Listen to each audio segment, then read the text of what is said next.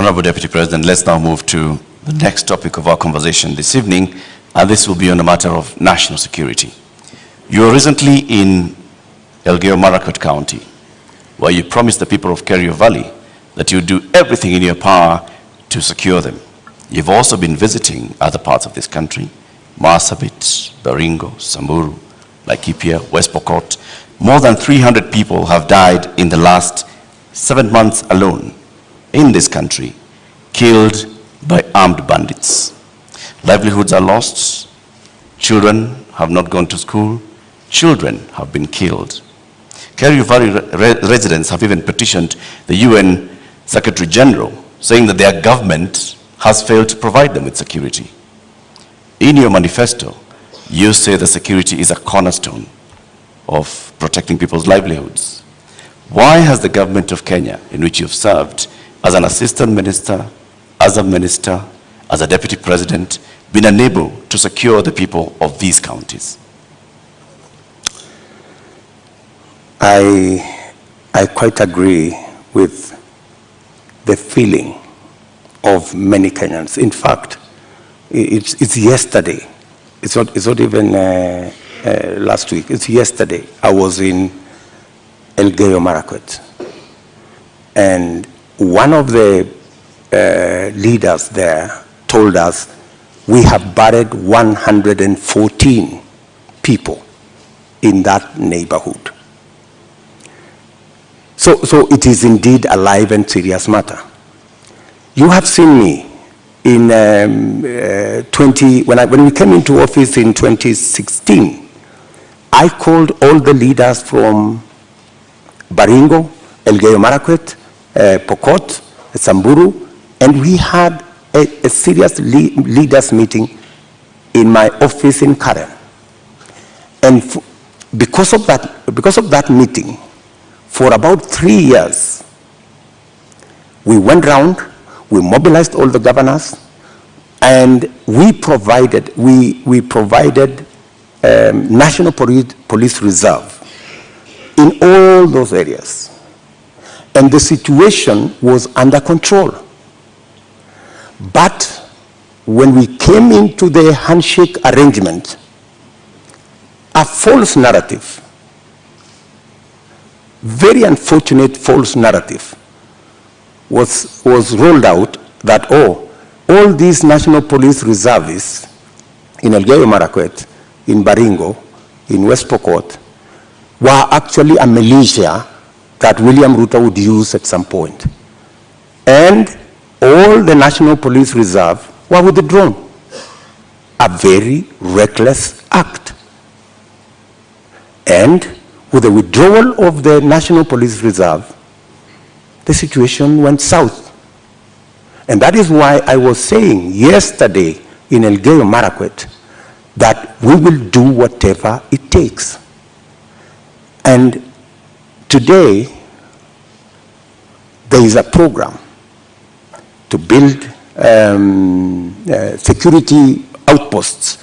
And I'm saying, whatever it takes, even if it means bringing the military and military installations to support the police in some of these areas. In fact, you just reminded me, yesterday I overflew a huge tract of land where 3 years ago I was standing there and it was all maize. Yesterday they haven't planted there for the last 3 years because of insecurity. So insecurity is not only causing our children not to be in school, it is causing starvation, it is causing death, yet people want to treat it casually. But Honorable let me tell you, let me just allow in me the last 3 years, Mr. Deputy President, you have not spoken out about the issue in Kerio Valley. You have not said anything about the killings that have been taking place, like they told you, 150 people buried this year. You spoke about it only yesterday. Where have you been in the last 7 months? I have always been there. In fact, if you go and ask those people in those regions, I have always been present. We have buried many of those people with our own money. We've taken many of those people to hospital with our own money.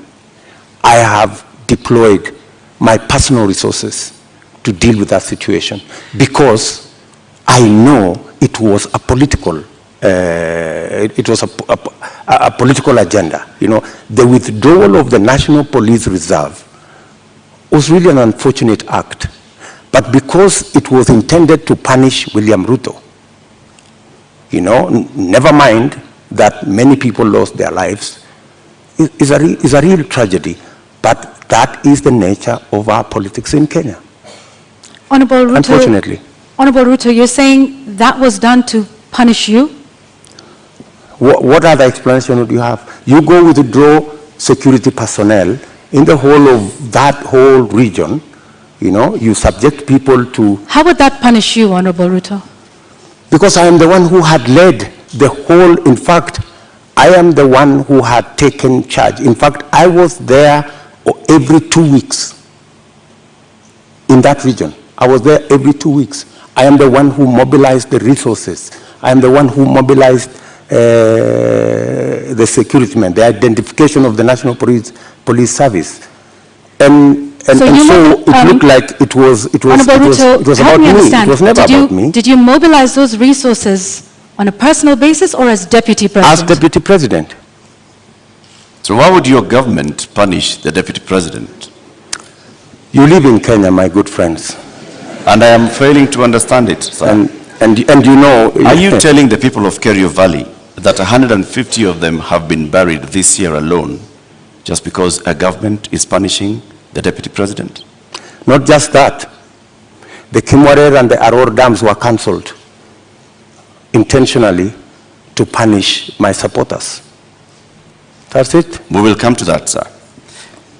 You, as the Deputy President, consume intelligence reports. Tell us, over the last 30 years, what is it that has led to this continuous cycle of violence in Kerio Valley, in Baringo, in Samburu, in West Pokot, even going as far as Marsabit County? What causes this, and what will you do, knowing the intelligence that you have? The biggest contributor to the situation we have in those regions is competition for resources, competition for water, competition for pasture, general matters of education, and precisely the reason why we had a plan on Radat Dam to provide the water for the whole of that belt. Aror, Kimwarer, Lowat, these are dams that my thinking was, if we provide water in these areas, we can sufficiently roll out irrigation. For your information, that whole Kerio belt where people are fighting, it is a granary. We have the best mangoes from that region. We have very good soya that can be grown in that region. The only impediment is water, access to water. And there are enough rivers to be tapped. My solution to the whole of that region is twofold. Let us provide water for livestock. Let us provide water for irrigation. And let us get schools developed, as well as making sure that we provide road infrastructure. That's why we rolled out the road from Parbelo, cutting across that region, to come out on the other side in a place called Marich Pass, through Tot, through Chesongoch, and now there was also the road that was supposed to connect Kapedo from the other side of Turkana coming to Nakuru. Opening up that area is the solution. Opening up that area in terms of infrastructure and opening up that area in terms of water infrastructure will provide the solution. Unfortunately, there are people who don't see it that way.